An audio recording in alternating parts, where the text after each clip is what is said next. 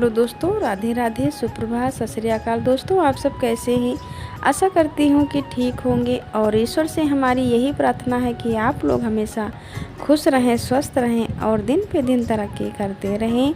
हो गई है मेरे ब्लॉग की शुरुआत एक खास दिन के साथ। तो दोस्तों सबसे पहले मेरे और मेरे पूरे परिवार की तरफ से आप लोगों को वट सावित्री पूजा की ढेर सारी शुभकामनाएं।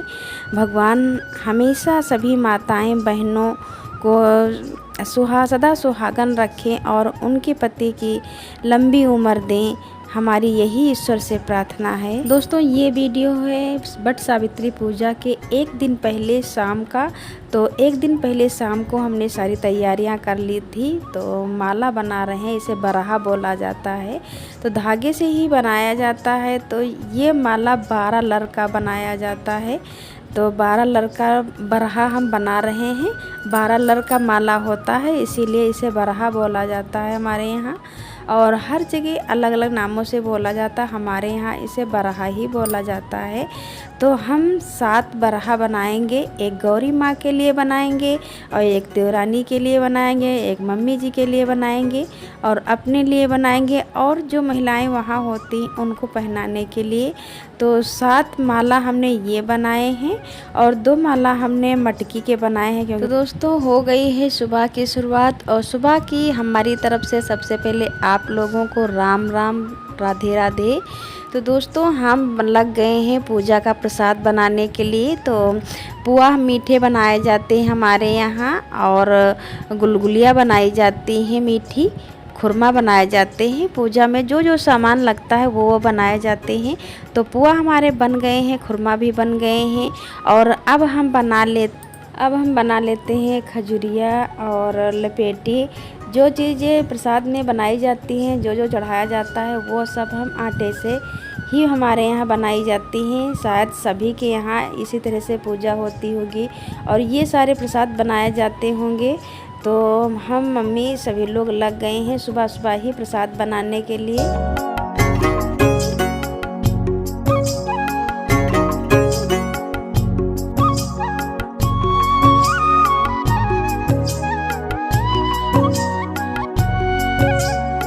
और इस खास दिन का इंतज़ार हम महिलाओं को बहुत ज़्यादा रहता है और इसकी तैयारियां हम 2 दिन पहले से ही शुरू कर देते हैं। एक दिन पहले तो हम मेहंदी लगा लेते हैं और जो तैयारियां होती हैं वो सब कर लेते हैं, क्योंकि बहुत मनवा खुशी होती है। प्रसाद हमारा बन गया है और सभी लोग तैयार हो लेते हैं, फिर चलते हैं माँ सावित्री की पूजा करने के लिए। तो मम्मी जी भी तैयार हो गई हैं, चूड़ियाँ उनको बाकी रह गई थी पहनने की, तो चूड़ियाँ पहन रही हैं और हम भी लगा लेते हैं अपने पैरों में महावर।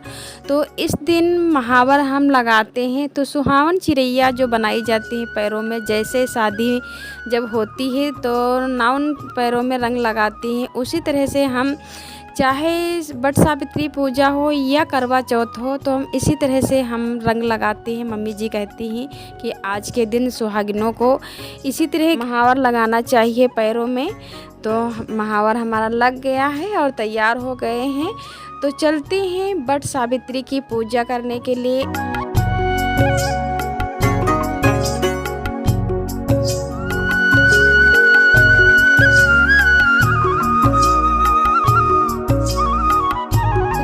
वट सावित्री की पूजा हमारे गांव में ही होती है। कुछ ही दूर पे है ये पेड़, वट सावित्री का जो बरगद का पेड़ होता है उसी की पूजा की जाती है। तो ये पूजा हमारे गांव में ही होती है। तो दोस्तों आज हम थोड़ा देर से ही आए थे, क्योंकि हमें बनाना था वीडियो। तो हमने सोचा अगर ज़्यादा भीड़ होगी तो वीडियो अच्छे से शूट नहीं हो पाएगा, तो थोड़ा देर में चलते हैं, क्योंकि हमारे यहाँ सुबह से ही भीड़ लग जाती है और बहुत दूर दूर के लोग भी आते हैं यहाँ पूजा करने के लिए। सभी माताएं बहनें आती हैं पूजा करने के लिए। तो सुबह सुबह से ही बहुत ज़्यादा भीड़ लग जाती है। तो हमने सोचा चलो थोड़ी देर में चलते हैं पूजा करने के लिए, तो वीडियो भी शूट हो जाएगा और आप लोगों को हम दिखा सकेंगे कि हमारे यहाँ किस तरह से पूजा की जाती है वट सावित्री की। तो जिस तरह से हमारे यहाँ पूजा होती है उसी तरह से हम पूजा करके आप लोगों को दिखाएंगे। और दोस्तों आप लोग कमेंट में लिख के हमें ज़रूर बताना कि आपके यहाँ वट सावित्री की पूजा कैसे होती है।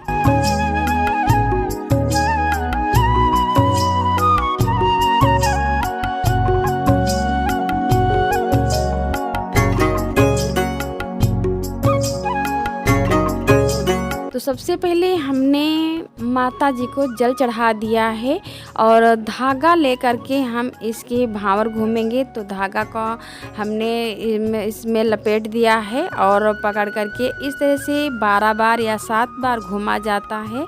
जैसे जिसके यहाँ होता है वैसे ही करता है। और हमें लगता है बट सावित्री की पूजा सभी जगह इसी तरह से ही होती होगी, कुछ बदलाव होता होगा लेकिन हर जगह की पूजा ऐसे ही होती है।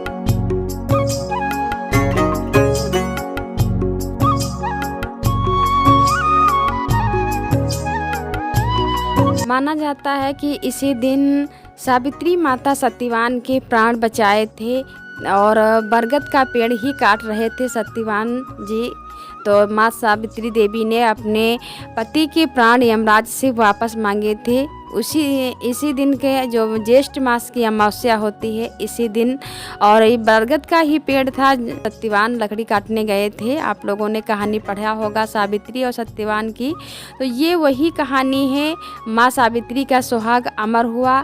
तभी से सभी सुहागन औरतें माँ सावित्री की पूजा करने लगी हैं कि माँ सावित्री में इतनी शक्ति है कि माँ सावित्री आपने अपने पति के प्राण बचाए, इसी तरह से हमारे पति के भी प्राण बचाना और उनको स्वस्थ रखना, उनकी लंबी उम्र करना, यही कामना लेकर के सभी सुहागन महिलाएं आती हैं इस दिन माता की पूजा करने के लिए।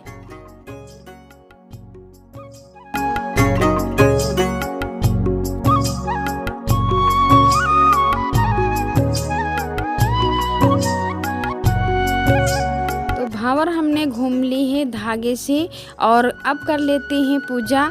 तो चावल का आटा हम लाए हैं, चावल को पीस करके तो उसकी हम सथिया बनाएंगे। और देखिए इस तरह की सथिया जैसे पेड़ में लगी हुई हैं। तो किसी किसी के यहाँ गेहूं के आटे की बनाई जाती हैं, बहुत लोग आते हैं पूजा करने तो गेहूं के आटे से ही बना देते हैं, लेकिन हमारे यहाँ चावल के आटे से ही बनाई जाती हैं। तो पहले सथिया बनाएंगे और एक मटकी ज़रूर पूजी जाती है। तो एक मटकी हम ले करके आए हैं अपने लिए, एक देवरानी के लिए लाए हैं, तो दोनों लोग पूजेंगे। तो मटकी में हमने थपिया लगा दी है, सिंदूर लगा दिया है और मटकी के अंदर हमने पापड़ जो बनाए थे, गुलगुला बनाए थे, खजुरिया बनाई थी, वो सब हमने रख दी हैं। और पूजा होने के बाद ये प्रसाद रूप में सभी को बांट दिया जाता है।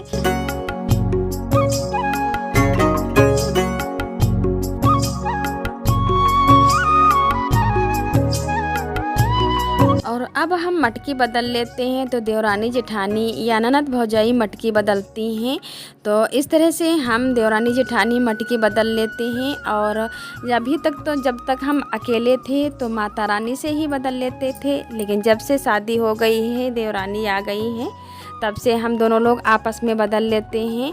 और जो बरहा हमने बनाए थे वो बरहा आज हम पहनेंगे।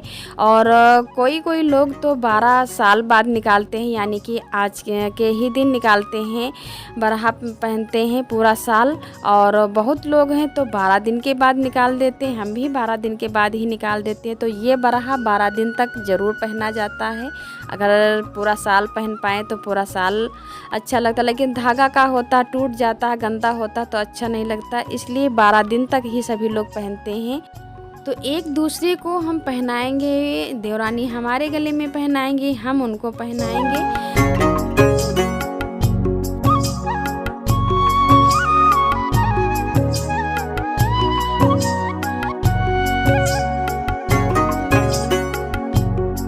पूजा हमारी हो गई है और सबसे पहले हमारे यहाँ चने ले लिए जाते हैं, खाए जाते हैं बिना फोड़े हुए। समूचे जो चना है उन्हें खाया जाता है पानी के सहारे, जैसे हम दवा खाते हैं उस तरह से। और चना खाने के बाद हम कुछ मीठा खा लेते हैं।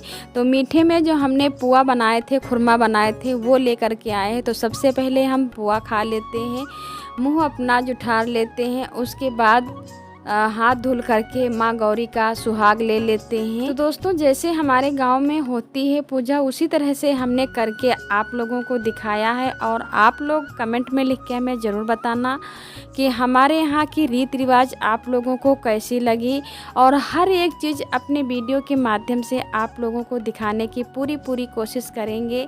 और आप लोगों को दिखाने के चक्कर में ही आज हम देर से आए हैं और इतनी तेज़ धूप हो गई थी और ऊपर से व्रत थे बिना पानी के, तो इतनी ज़्यादा प्यास भी लग रही थी कि चला भी नहीं जाता था। तो दोस्तों पूजा हमारी संपन्न हुई है और माता जी का हम आशीर्वाद ले लेते हैं और चलते हैं अपने घर की तरफ।